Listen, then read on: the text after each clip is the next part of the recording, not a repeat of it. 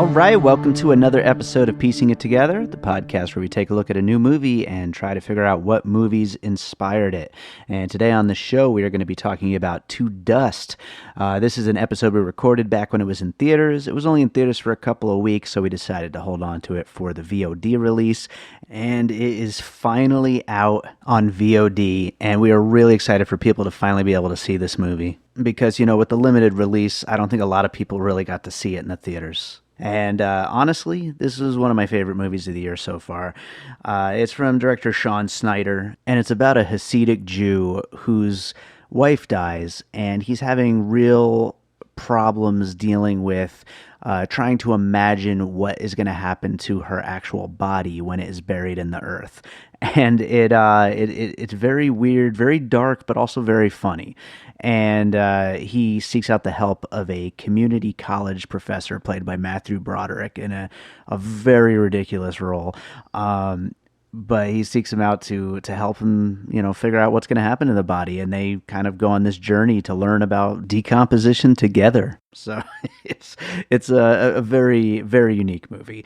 And Krainock joins me for this one. He's been on the show a bunch of times, and he's actually the one who brought this movie to my attention. So after I went out and saw it and loved it as much as he did, we absolutely had to do the episode. So if you haven't seen To Dust, you should watch it. It's available now on VOD. And I also want to remind you to make sure you're subscribed to Piecing It Together on your podcast app of choice. And also make sure to join our Facebook group, Popcorn and Puzzle Pieces, a movie discussion group. We recently renamed it. I wanted to have a separate name from the actual podcast. So, you know, you can also follow us on social media at Piecing Pod. So with all that said, let's jump into the conversation about To Dust. All right, so back on the podcast, we got Kris Krainock. How you doing, Kris? I'm doing very well, thank you. Thanks for having me back. Always glad to have you here, man. And this is a movie that was totally not on my radar until you recommended it. So thank you very much for that, because I love this movie. Oh, you're welcome. Yeah, the thing is, you know, I'm so aggressive as you are, and as the community is, about trying to see these little movies that pop up. Yeah. And I'll be perfectly honest, I had no idea about it at all. I had never heard of it, and all of a sudden it popped up on like my Fandango app, and I was like, okay, well that sounds like all the makings for a movie I'd like. Right. So I'll go see it, and I just went to go see it immediately, and I loved it. And then I was like, you have to see this. So yeah. I'm happy that you went out and saw it too. No, absolutely.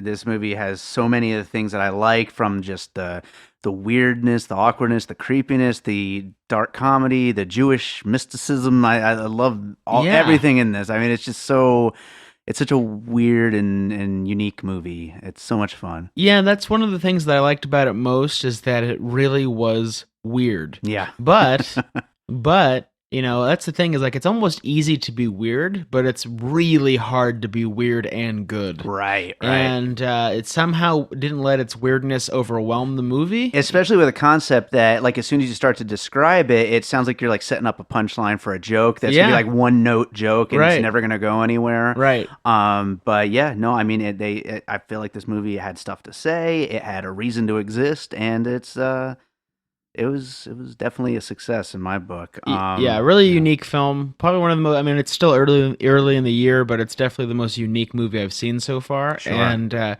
kind of transitioned from, like, in the beginning, I was like, okay, yeah, like, I appreciate this movie, but then by the end of it, I was like, I love this movie. I really, truly enjoyed it. So yeah, it was a strange film. Yeah, absolutely. Well, why don't we jump into puzzle pieces? And so the first puzzle piece for To Dust, what do you got? All right, so speaking of weird, being on the weird thought bubble there, I'm going to have to go with Eraserhead. Okay. So this is a David Lynch classic. It was his debut feature film from the late 70s, 1977. Kind of a cult hit from the midnight movie era, which, you know, kind of put it into the public consciousness. Mm-hmm. But the whole film felt very Lynchian. Mm-hmm. And it felt particularly like Eraserhead with some of its dream imagery. Yeah. Where the character in To Dust is kind of having dreams about his wife, you know, what's happening to her corpse. Yeah. And there's almost like a stop motion animation quality to these dreams. And this is straight out of the animation inside the early short films of David Lynch that predate Eraserhead and then are used in Eraserhead. Right. The thing is, it's arguable if they're dream sequences in Eraserhead or if they're waking life sequences. You know, there's a lot of crossover in that film. But I mean, just the kind of grotesqueness of the animation and the style really helped to give the whole film a Lynchian vibe. Yeah. And so I was really reminded of Eraserhead right from the get go. And then there's one shot in particular where they're like, it's a slow kind of push in to this like circular orb of light, and I was like, that is Eraserhead. It was like that, totally. From that moment. So, and all in a good way. I loved it. I'm glad you brought Eraserhead up because I couldn't quite think of the perfect movie that uses stop motion animation in that way to use. So I'm glad you brought this one to the forefront here. I mean, I was starting to think of some like early MTV sketch animation things that they used to do and whatnot, and just some of the other weird animation type things like that. I was kind of Googling some examples, but I wasn't quite finding one that I wanted to use. So I'm glad you brought this one to the table. Large Marge from Pee-wee's Big Adventure, which I still have nightmares about. Probably that's the most terrifying thing. That's scarier than anything David Lynch ever created. Was Tim Burton's Large Marge. Yeah. But anyway, so something like that. But this Eraserhead has such a one of the things Eraserhead succeeds in most is being atmospheric. You know what I mean? It's such a bizarre and surreal movie that if you don't submit to its style, if you don't submit to its atmosphere and its tone, then you won't have a very fun experience, because that's really that's the meat and potatoes of it, more than plot or character. You have characters like Mrs. X and things. These are just kind of these broad artistic ideas.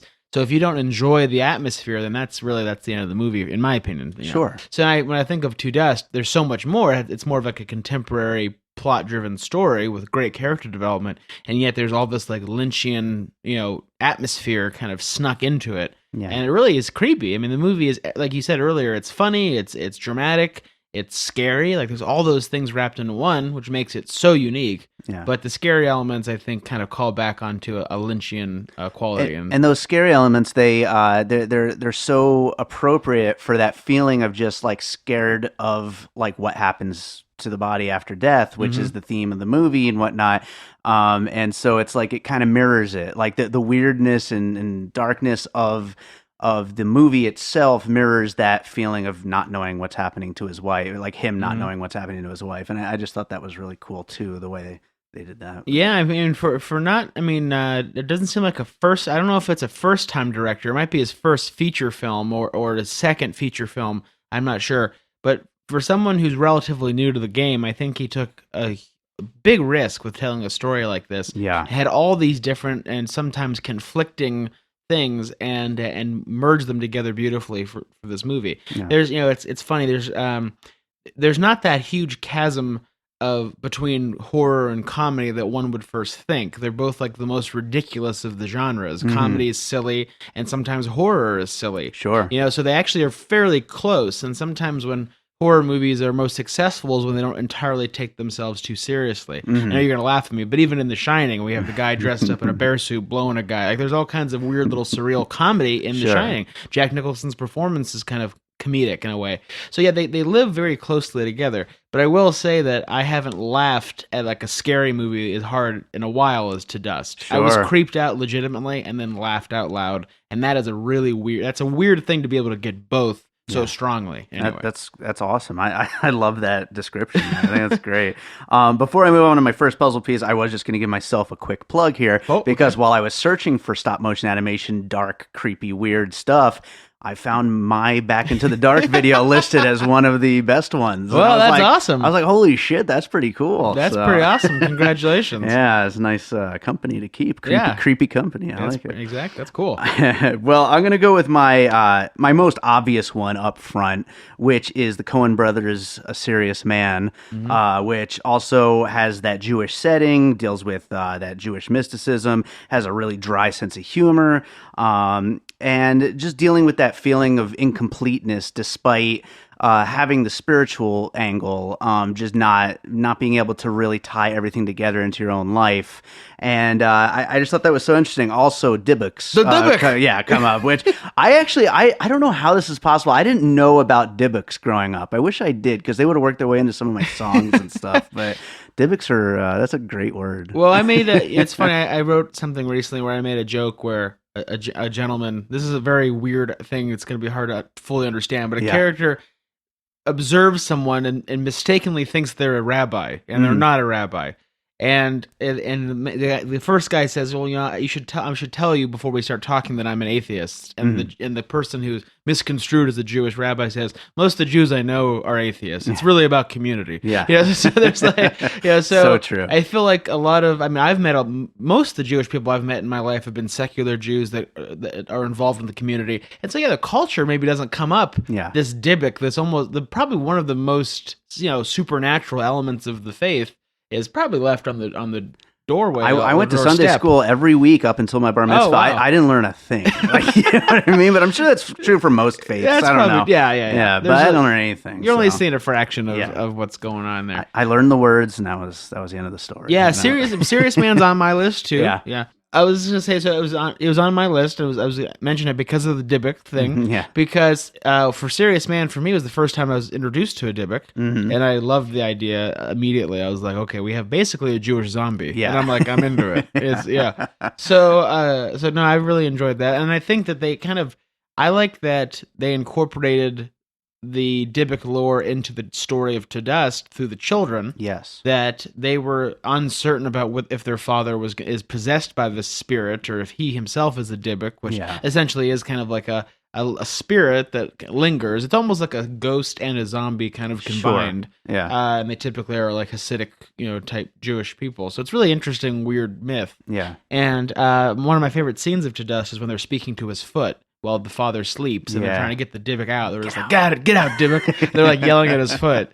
And it's funny because the movie is a conflict of faith film. I mean, in a lot of ways. Oh yeah. It's not necessarily one of the most obvious things. It's not like advertised as that.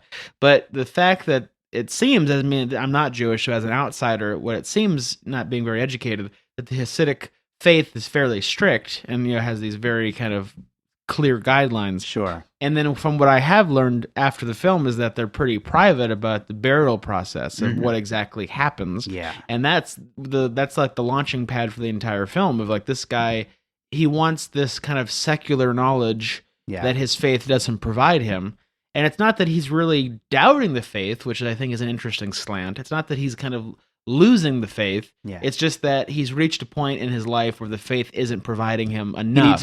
He needs more. Yeah. And that's a much more interesting slant on it, I think, and maybe more realistic than just like, well, to hell with this faith. Yeah. I'm just going to abandon it. Right. That's a story that's, interesting in its own right. But this was even more interesting to me because it was more nuanced. And I was like, well, what if you had no access to that information? It would probably drive you to the plot of this movie. Right. So so Serious Man was definitely on it, and because I don't remember a more Jewish film than A Serious Man. It's so true. Yeah, that's another thing. Both of these movies mine so much comedy out of Jewishness, and there's really not a lot recently that does that. At least not in this way. I mean, it might be like a neurotic Jew or something like that, but you don't get out of the actual Jewish faith and Jewish customs and stuff like that. And it does it so well. Yeah, it was real quick before we move on. I kind of went back recently and watched Seinfeld again. And I was just so blown away by how brilliant it is. I always thought it was, of course, but you see it again, you're like, wow, this really is as good as you thought it was. And I was watching a documentary about it, and I remember the NBC executives had this concern that it was too Jewish. And it's funny because, like, Seinfeld revolutionized television and became so a part of our culture, and all these words and idioms were in the lexicon. And we owe a big part of American identity to the Jewish culture. And it's not really celebrated that way. It's not really looked at through that lens. Yeah. And so it's nice to see movies like A Serious Man and Now to Dust, where we get more insight into this culture that is idiosyncratic and strange and beautiful and funny, and it's just really neat. So I definitely think a movie like To Dust is a direct descendant of a movie like A Serious Man, which was only made because they won the Academy Award a year and a half earlier, and they were able to make something exactly. Like that. Let's just say, I think Roger Ebert said, this is the kind of movie you make regarding A Serious Man after you win an Oscar. Yeah, that's the only movie that, when you can get it made. Yeah. So they're both little gems, and they gave really unique insight into a wonderful culture. Real quick, I wasn't going to go in this direction, but just to expound upon that, I think this is a perfect example of when people say that movies without Netflix won't get made, like these kind of movies. Mm-hmm. We just saw this one in the theater, so checkmate. Yeah, all these movies are still getting made. Yeah. They're getting smaller. They're getting on smaller budgets. I mean, there's a reality to that. But the thing is, that's honestly, I don't think it's any different than when True Lies was getting made in the 90s. It's always been this way. There's always been indies that only get smaller theatrical runs. That's all I want, people. The thing is, if the Coens are making movies, if Alexander Payne is making movies and getting them in theaters, then there's some hope that these small little movies that are unique. I mean, say Ron Perlman was a producer on To Dust. Yeah, that's right. I saw his name in there. Yeah, so there are actors and there are producers out there that care about passion projects. Yeah. I mean, Vox Lux was another passion project where Natalie Portman and Jude Law came on as executive producers and helped get the film made and get it out there. So really, I mean, the hope is that people that want to do good work. Yeah. And there are people in the system that want to do good work and they're going to go make pet projects and it is going to happen, but Netflix is a threat, but it's not the end all be all. Sure, absolutely. So what's your next puzzle piece? I'm going to go with a movie called Down by Law, which is a Jim Jarmusch film, one of my all-time favorite movies. For a couple reasons I'm going to mention this movie, because the first reason is kind of the tone, which Jim has a way of making very slow movies. They don't rush. They're going in no direction in particular. And Down by Law is that way. It kind of lingers and it's paced it's kind of strangely, especially to modern audiences. But it's full of rich characters and it's also has kind of an interesting cockeyed plot. So Down by Law, it's about three guys in New Orleans that all end up in the same prison cell for a variety of reasons. And they're John Laurie, the kind of acid jazz musician, Roberto Benigni, the Italian comedian, and Tom Waits, which was I think it's his acting debut, if not one of them. Close, one of his first films. And so it's these really weird people stuck in this room together, and they all break out. Right. So the plot, I mean, doesn't have that much to do with it, but just the idea that it has this little premise, and these wonderful characters, and this weird kind of dark sensibility, and this slow plodding pace. I think this movie owes a lot to Jim Jarmusch in general. And then another reason why I really think that Down by Law fits best is because of Tom Waits. Because the very opening song of To Dust is a Tom Waits song. That's right, off his Frank Wild Years album, which I'm a huge Tom Waits fan, so I knew the song and I knew which album it's from and things. So it was really fun to be like, oh wow, that's a unique song that we're not going to hear in movies every day. That's really obscure Tom Waits song, not like one of his Rod Stewart covered hits, right. But this song called Blow Wind Blow off his semi-obscure album from the 80s that is like one of his least admired. So it's really kind of interesting to hear that. And that's the thing is, like, when you mention people like David Lynch, when you name people like Tom Waits, there's this kind of cultish following about those people. Sure. It's like, you see someone with a Tom Waits shirt and you're like, that guy's cool. Like, it's like, it's like you're like in this secret club. Growing up, I mean, it's different now as an adult, but growing up, when you first discover Tom Waits and you first discover David Lynch, it feels like a true discovery. You're like now in this cool group of people and everyone else is an idiot. And that magic kind of fades away as you get older. But there is this intense feeling that you're into something unique. Sure. And so when I heard that song, combined with the opening visuals of the movie, I thought these are that type of people. Like that, they're this little. They really appreciate the niche. They appreciate the indie, the underground, the things that not everybody knows. And I almost felt like it was a movie made for us, relics of those weird little groups that we hung on to so intensely growing up. That makes sense. So that's kind of like that. I feel like they're like me. This is a movie I would have made. Right, you know what I mean? Right. That my sensibilities are similar. So I think Down by Law, excellent film, sparsely made, very simple, about friends, about people growing together. and very similar. Yeah, going back to that, to like the main movie Down by Law, I think I can't remember who it was, some screenwriter that said like one of his favorite things about screenwriting is coming up with these characters and then just seeing what they end up doing, once they start writing. And this feels like that kind of a movie where it's like, you've got this schlubby college, community college professor, and you've got this Hasidic Jew, and what would they do together?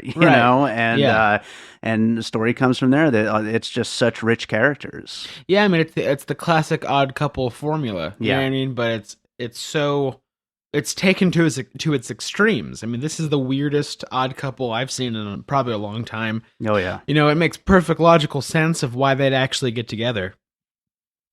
Absolutely. I think, but yeah, absolutely. But it's strange. Yeah. I mean, how would Tom Waits and Roberto Benigni end up in the same prison cell? Yeah, right. There you go. Right. So, well, I'm going to continue with another odd couple. Go ahead. And that is the couple in Swiss Army Man, which is another very strange, offbeat movie that came out of this time in cinema right now, which is, there's not a lot coming out that's this weird. And not only because of the weird couple, but also the offbeat tone.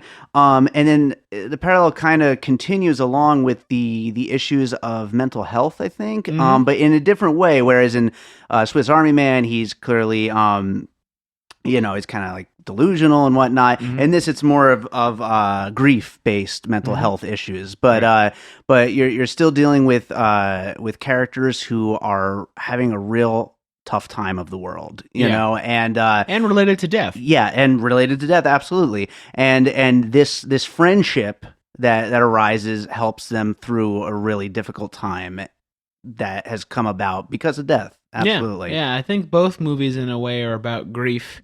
I think that Swiss Army Man's more ambiguous as to where, what... Sure. How did he end up here and what's the situation? It's kind of even more surrealist. But I feel that they both deal with grief. And then To Dust, I think, more pointedly deals with grief. Sure. That movie's really about grief and what it pushes us to. And it's bold to make a comedy about grief. That's a tough thing to do. A horror comedy, kind of. Yeah, a horror comedy about grief. That sounds like, where's my ticket? It's like, I hope people aren't like, what the hell? And then, go see it. It's really something special. But yeah, no, I agree. I actually almost included that on my list as well. I think it passed my brain, but I didn't write it down, but I should have because it's a great one.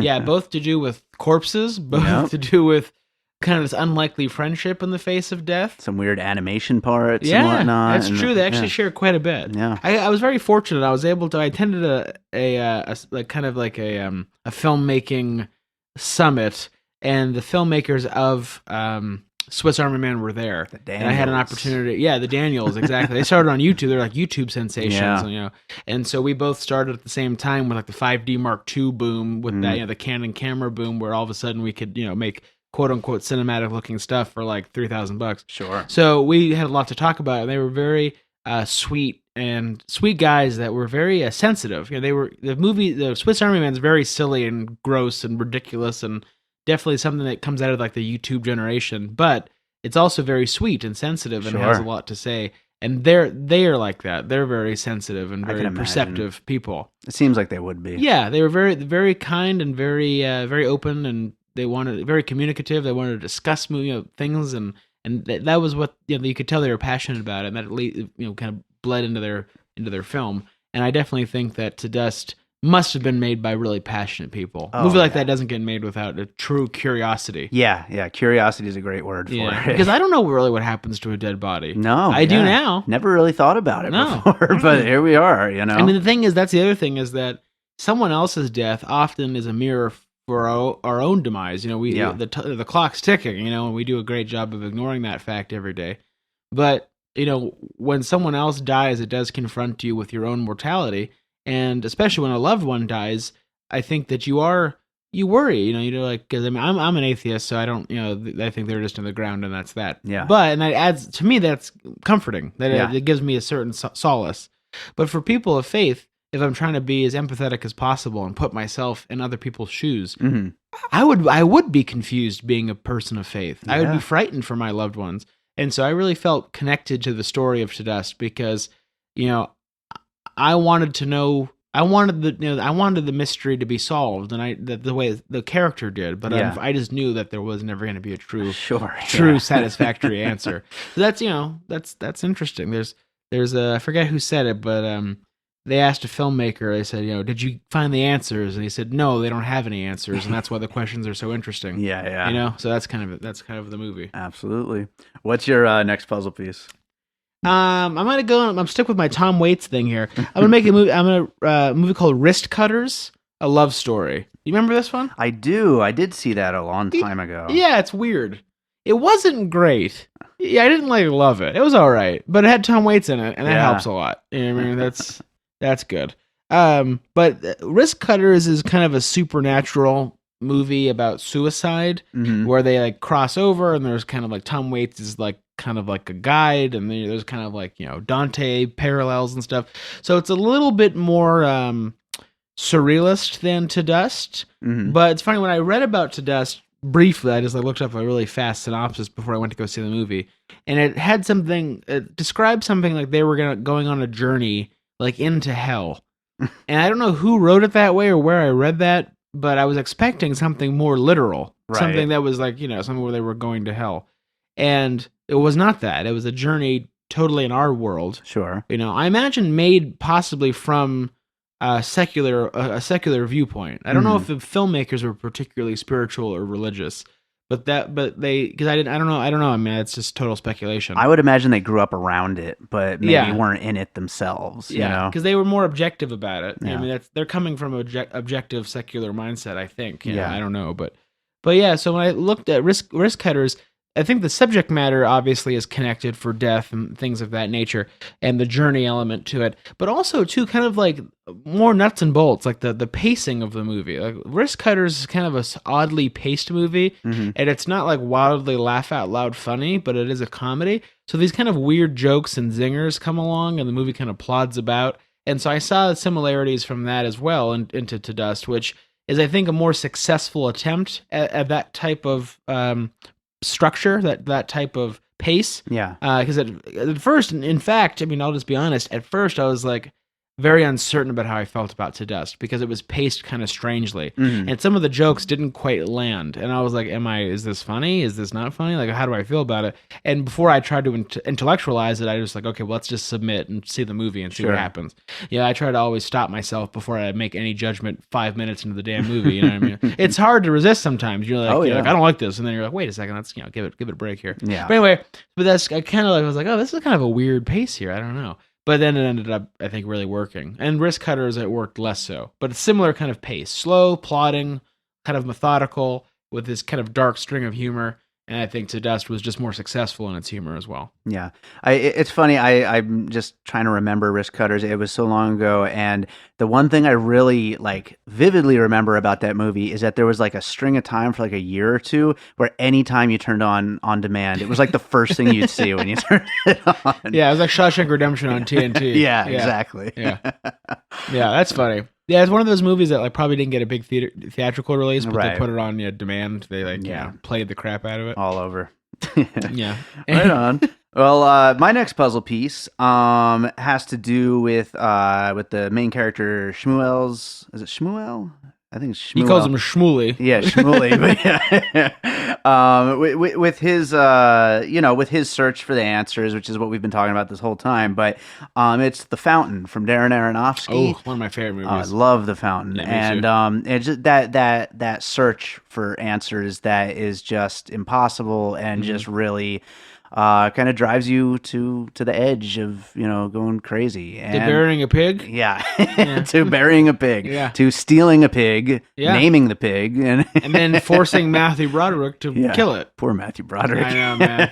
I'm so happy he decided to do this movie. I know, me too. I'm he probably got that script and was like, what the fuck? Yeah. Sure. Yeah. All right. I'm not doing anything. Yeah. What am I doing? I'm just hanging around. Yeah. I used to be Ferris Bueller. No, I love it.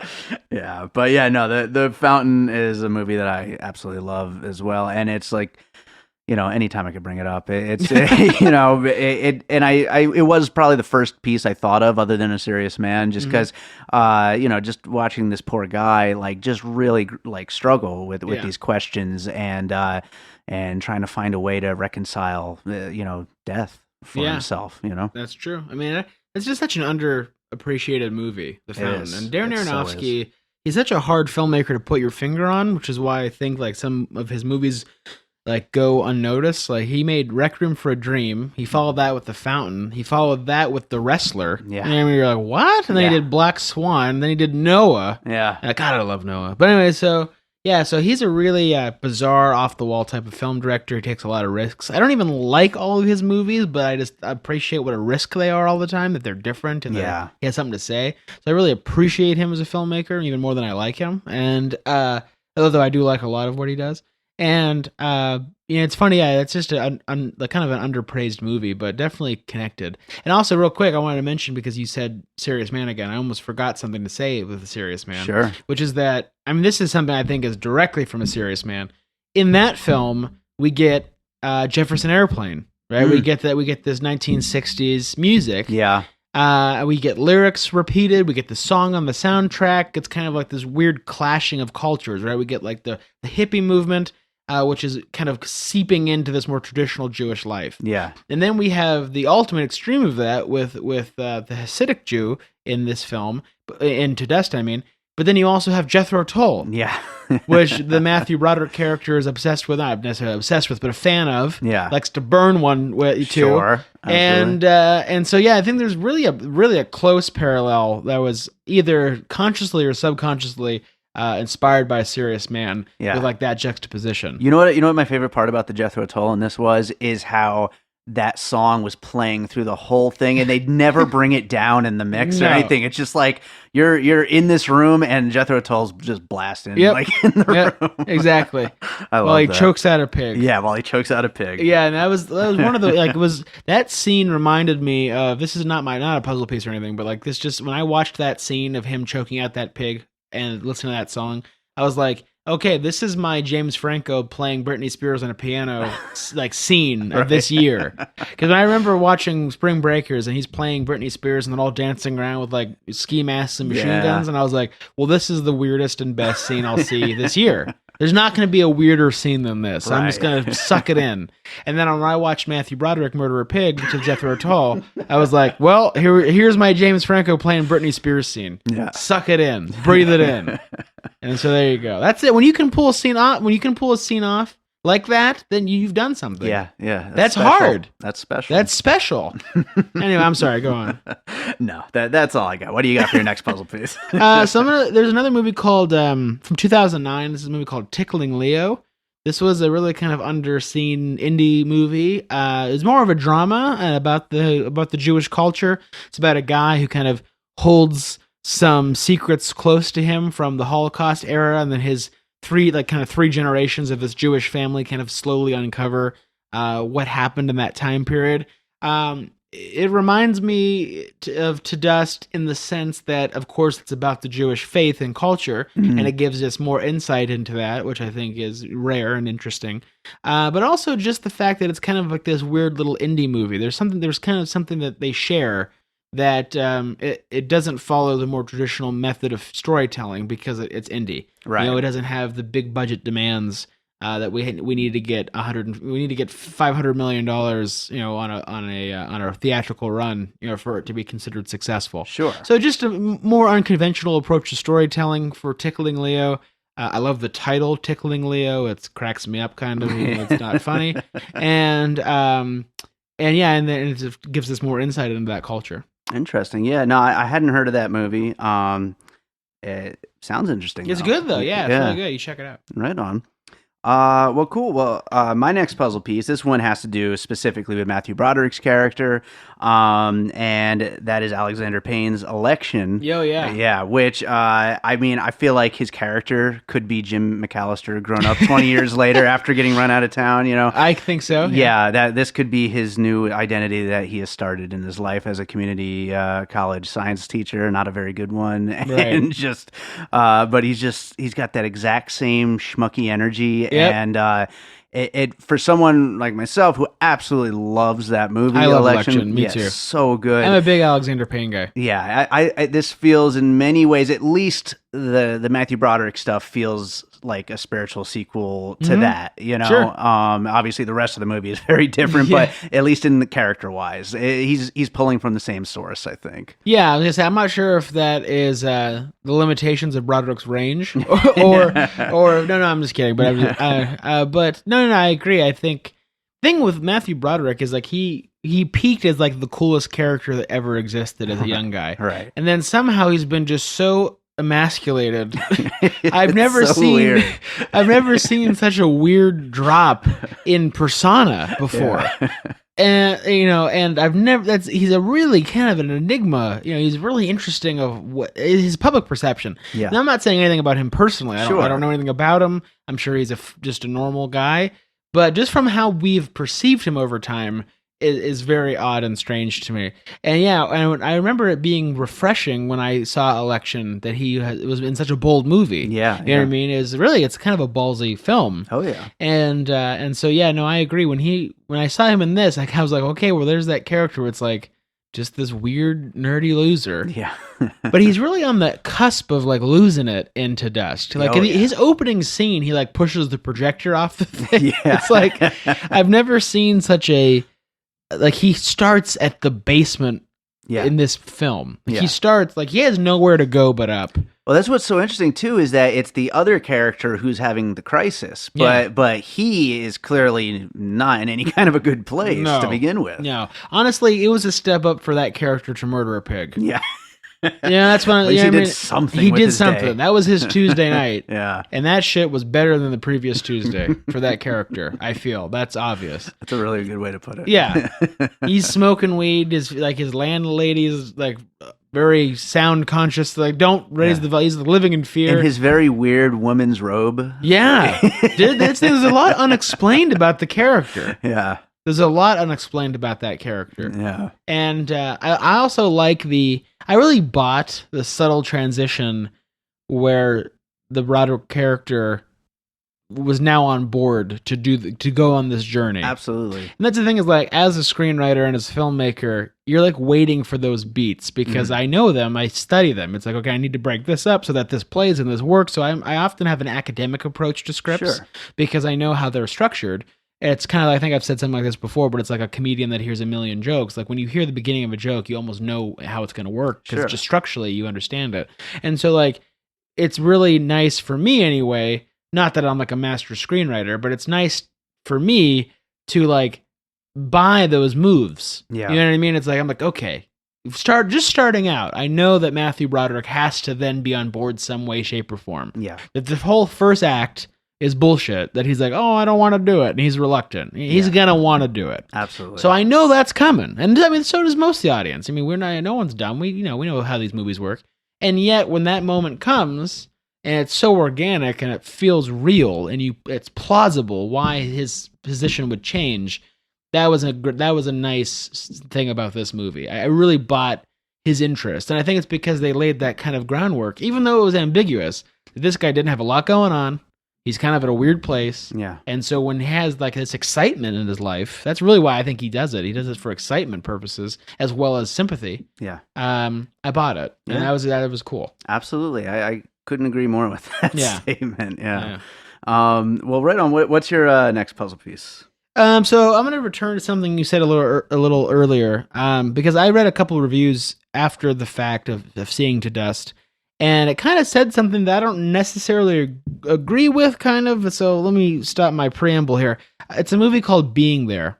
And it's a great Hal Ashby movie. And it's basically about a mentally challenged or a handicapped character named Chance the gardener. And he's never left this house. He's an adult man. He's never left a house, kind of a brownstone. And he was the kind of a live-in with a rich guy who passes away. And once he passes away, Chance just wanders out into the world. And all he's ever encountered through the outside world is television. So the movie functions brilliantly because it's a one-note joke. Everybody interprets Chance's stupidity as wisdom. So he says these things. He was a gardener at the place, and so he'll talk about gardening in a literal way, and they think he's making a metaphor. Yeah. And it goes all the way up to where he has this political influence and starts talking to the president, and it's like this hilarious chain of events where he just, gets more and more ridiculous, and he keeps, he keeps getting more and more misunderstood and misinterpreted. Right. And so what's unique, what's the same about To Dust, is that they're on this one path trajectory. They're like on this one note thing. But I don't know if it feels the same. Like you mentioned it earlier, I can't quite remember what you said, but it said that you're like, it takes this one note idea and transforms it. I think that was kind of the thesis of what you were trying to say. And I agree with that completely, because you're right. The plot's very straightforward for To Dust. It's like we don't really diverge much from the premise once it gets started. You're like, he wants to find out what happened to his wife, and then it's kind of clinical after that point. It's like, we need to get a pig, we need to get a live pig, we need to bury a pig, we need to check on it, blah, blah. It's really kind of a, by the numbers plot. Sure. And yet, because it's kind of such an ingenious and unique and strange way to go about such a straightforward plot, it never feels one note. Right. It is structurally just like being there is one joke. It's thing you keep laughing because the joke just keeps getting amplified. Yeah. It's not a different joke. It's now there's just so much at stake. Yeah. There's so much more caked onto it. They're more there's more riding on them getting something out of everything they've been doing. Exactly. Every time Chance is misinterpreted by the next person up the rung, now there's more at stake if the secret is revealed. Yeah. If people find out that he's just this gardener,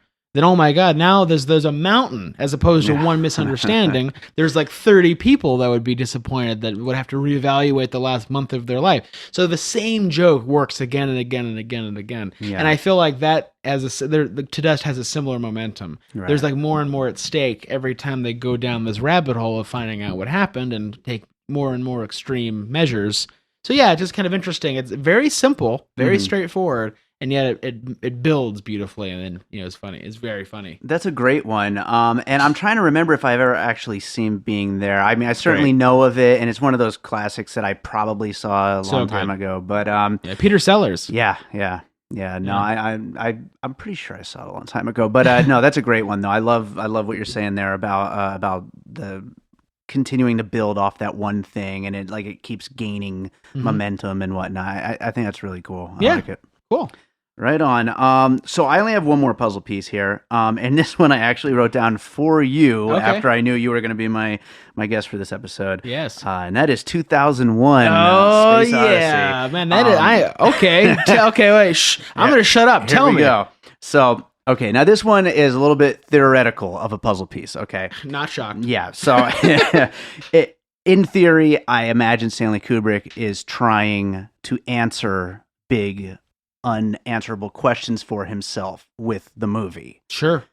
And the character of Shmuel is trying to answer questions that really nothing is going to answer anything for him. Even if he found the biological, what exactly is happening to the wife's body, that's not going to do it for him in any way, shape, or form. Even if he got an exact, specific scientific reason, it's really just grief when it comes down to it. Nothing is going to fix that. Nothing is going to fix the fact that his wife is gone. So yeah, it's that search for answers that really there's no answer there that's going to do anything for you. I feel like Kubrick is going for something like that with 2001. Obviously, there's so many ways to interpret a movie like that. All of his films, yeah. Really. But so that's one way that I looked at 2001 after I watched it, and that's a way that I look at this movie, at the main character's story. Anyway.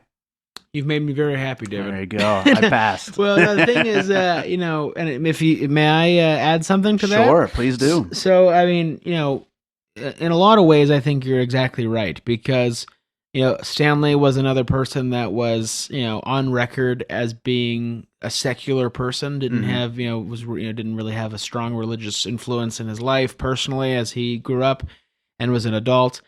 And so he made 2001: A Space Odyssey. The film ends very ambiguously, but strangely, almost spiritually. You can interpret it that way. And, the movie is really about man's tools surpassing man. Sure. It starts with our very first tool, the bone, there's visually represented by the pen floating through space, and then on our amazing space stations, and then is epitomized by Hal, who's our greatest work yet, AI, who then eventually goes beyond our capability of control and tries to kill us for self-preservation reasons. And so the film follows a very logical pattern until the Stargate sequence, when we've reached beyond the answer. We've hit a wall. Yeah. When it comes to how much we can track and estimate what our potential is. So now we just end up in this surreal fast forward of life and huge philosophical questions shown in the very ambiguous artistic imagery. And it's because, how do you end a movie about trying to understand human origin and human potential? Right. How do you end a movie as abstract at its very core, in a more logical way? You can't. There's not like, okay, we turned off Hal. Well, then that's not very satisfying, is it? Yeah. Even though that's the most brilliant scene of the movie. for to take all the philosophical threads of that film and to tie them in a way that feels satisfactory, it had to be ultimately ambiguous. There could never be anything concrete. And so that's a really tight balance to control, is how do I make something ambiguous and yet satisfying? And so, I think he achieved that. We still talk about it and discuss it and things like that. But I agree. I feel like, the thing is, it's called a space odyssey, and even To Dust is this type of odyssey. It's kind of this journey. Sure. That's a theme, and that's a structure that I really respond to. I like characters that are like always on this mission, and they're kind of discovering things. It doesn't have this 3-act structure where characters from Act 1 kind of come back in Act 3 and help resolve. I often like establishing characters and letting them just explore a world until they come to some type of conclusion. And so To Dust is almost a very realistic, strangely real version of a 2001, and even in its structure. Right. So I agree completely, and I think it's a great thing to bring. I never thought of it, but I definitely agree with you. Awesome. I like it. I'm glad you like that. Yeah. That's it. I'm out too. So that's it. That's it. All right. Well, then we got our finished puzzle here, and then we'll do any closing thoughts we had about the movie. So our finished puzzle includes Eraserhead, A Serious Man, Down by Law, Swiss Army Man, Wrist Cutters, A Love Story, The Fountain, Tickling Leo, Election, Being There, and 2001, A Space Odyssey. So, To Dust. I honestly would say this is probably my favorite thing I've seen this year. The year's still young, but yeah, I'm really happy that I got to see this in the theater. I'm glad we're doing this episode today. Do you have any other closing thoughts about the movie itself? Just that you should really seek it out. It's gonna be one of those movies that's probably gonna kind of go, disappear into obscurity. It's something I'm noticing is fewer and fewer art house movies are getting Blu-ray releases. Yeah, it's just getting DVD, now just video on demand VOD, releases. Yeah. So, if you can't see it in theaters, it's still playing in theaters. I believe it's still on my Fandango app, so it should be playing. If you can see it by the time this podcast airs, go and see it. It's really something special. Be open to it. This thing is, it might be about a culture that you don't particularly relate to or understand. That's the case for me. But as long as you keep yourself open, it's fascinating. It's an interesting culture. It's a beautiful culture. It's funny. The movie is frightening and silly and ridiculous, and it's a lot of things. It hits a lot of bases. And maybe Matthew Broderick can be your entry point into that culture. Right. Exactly. Yeah. Sorry, Rabbi. Yeah, exactly. Yeah, exactly. So good. He's like, I'm not the rabbi. Yeah. There's, and that's the thing is, maybe be prepared for a couple wry smiles more than belly laughs. Sure. You know what I mean? That's the thing is, just go into it with an open mind and seek it out if possible. If you can't catch it in the theater, then go out and purchase it online or buy it at a DVD or Blu-ray store if those still exist. And just support it any way you can, because this is the type of movie that we should get more of each year. And it's just usually a small blip on the radar in the early part of the year. Absolutely.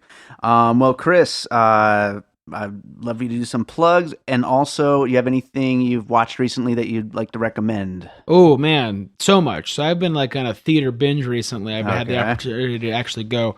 So I'll just do a fast list. Everybody Knows. You definitely go see that. Beautiful movie by the Iranian director of A Separation. Stars Penelope Cruz and Javier Bardem. Beautiful movie. I really liked Apollo 11. Oh, I loved Apollo 11. If you have a chance, go see it in IMAX. Truly a cinematic experience. Incredible. There's a movie called Never Look Away, which is about 3 hours and 10 minutes long. So if you're not like really into German history, maybe not. But I liked it. If you have maybe a lazy Sunday, go check it out. I thought it was very good. And then there's like one more on the tip of my brain that I saw. It was Alita Battle Angel, correct? Oh, that's what it was. Okay, yeah, it's my favorite movie so far it. this year. Yeah. No, I'm just kidding. No. No, I think then it was last week was just To Dust. So yeah, just go see To Dust. Yes, and that's a good recommendation. If it's between To Dust and Alita Battle Angel, see To Dust. Yes, I'll go with that, even though I liked Alita. But. Yeah, I was gonna say I thought that was like a neutral way to say that. So, but you would agree that Paris is the capital of France, right? Well, then good, we're back in agreement. We're back in agreement. We're back. I don't have too much to plug. I am still, of course, working on my film with the generous support of the Kubrick family and Douglas Milsom, the phenomenal cinematographer, pardon me, of Full Metal Jacket. So that's a slow process, of course. I'm headed back to the UK soon to continue work on the film. I will be launching an official website soon for the film. It's called Madam X. It's going to be madamxmovie.com. Not up yet, but will be soon. So you can see about the film, read about it, see our cast and crew that we have so far, learn about the Kubrick's involvement, which is such an honor and such an insane thing. You could definitely learn about that. And then I'm also really writing and working on a television show called The Idiot, which hopefully is going to be on a streaming service sometime soon. So keep your eyes peeled for that. And it's all downhill from here. It's been a little slow right now coming out with the comics, but we are planning to shoot some episodes for a little comedy web series. So that's in the works. So just kind of keep your ear to the ground. I got some new stuff in the works, and it's all coming hopefully very soon. Sounds good, man. Well, we'll get you back on here again to keep promoting them as they keep coming. All right, I appreciate it, man. Thank you so much for having me. Right on. Why didn't the Three Little Pigs go in for some kind of flat share scheme? Does Jesus get to choose which wine he turns it into? Why don't Sims have the upper body strength to climb out of a swimming pool? And does everybody really want to be a cat? I'm Will Baker. And I'm Alex Prescott. And if you're the type of person that overthinks these deep philosophical questions, then Think to the Brink is the podcast for you. From Disney characters to song lyrics, debates to social etiquette, tune in every week for your dose of paralysis by analysis. All topic suggestions are welcome. If you can think it, we can overthink it.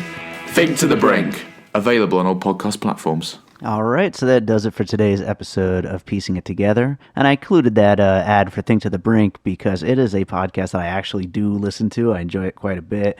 And the way that these characters overthink things in this movie, it just seemed like a good fit. So yeah, I really do hope you guys go out and watch To Dust. It is a great movie and deserves for more people to see it. So yeah, that does it for today. I want to remind you all, as always, to please make sure you're subscribed to Piecing It Together on your podcast app of choice. You can follow us on social media at PiecingPod. Join our Facebook group, Popcorn and Puzzle Pieces, where we continue the conversation about all these movies. And yeah, you know, that's enough stuff for you to do. We got a whole bunch more Piecing It Together coming up, so you know, just check out all those episodes. And we got Avengers, we got so much stuff happening on the show. I really want to thank you all for listening because there's been a lot more listeners lately, and I really do appreciate it. So with that said, I guess let's wrap this thing up with a song, as we always do. And today for the show, because this was a very Jewish movie, I figured why not dig into my Jewish comedy rap group Fakakta.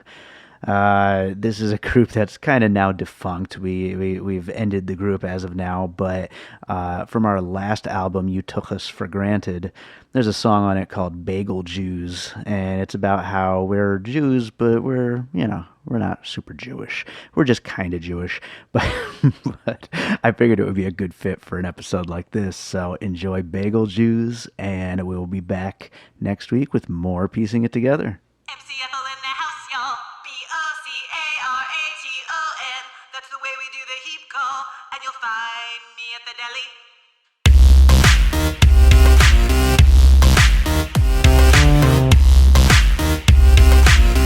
Some people think a Jew is a Jew is a Jew. Well, honey, that is so not true. It's like comparing apples and oranges.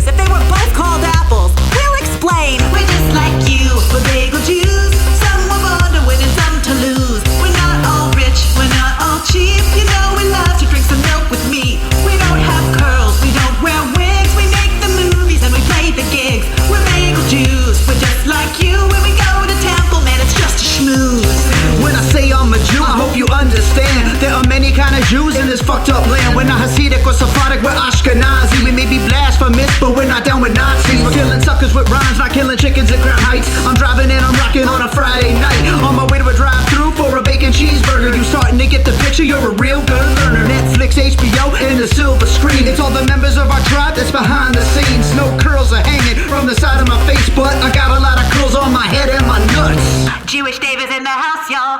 Lasvegas.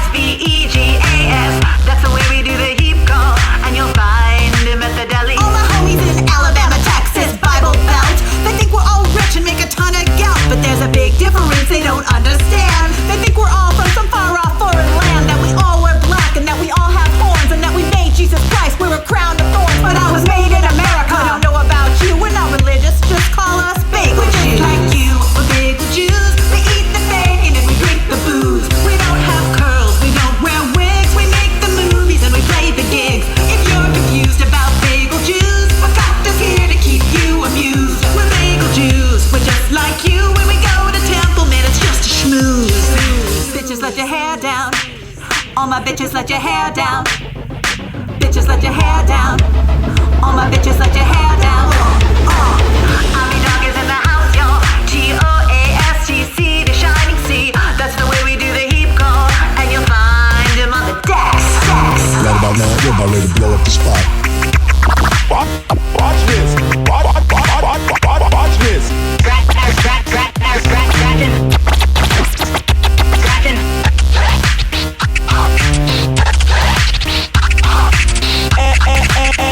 We're just like you, we're bagel Jews. Some were born to win and some to lose. We're not all rich, we're not all cheap. You know we love to drink some milk with meat. We don't have curls, we don't wear wigs. We make the movies and we play the gigs. We're bagel Jews, we're just like you. When we go to temple, man, it's just a schmooze. We're just like you, we're bagel Jews. We eat the bacon and we drink the booze. If you're confused about bagel Jews, we're doctors here to keep you amused. We're just like you, we're bagel Jews. Some were born to win and some to lose. We're just like you. We're just like you. Let your hair down. We're just like you. Made in America. We're just like you. Let your hair down. We're just like you. Let your hair down. We're just like you. Made in America. We're just like you.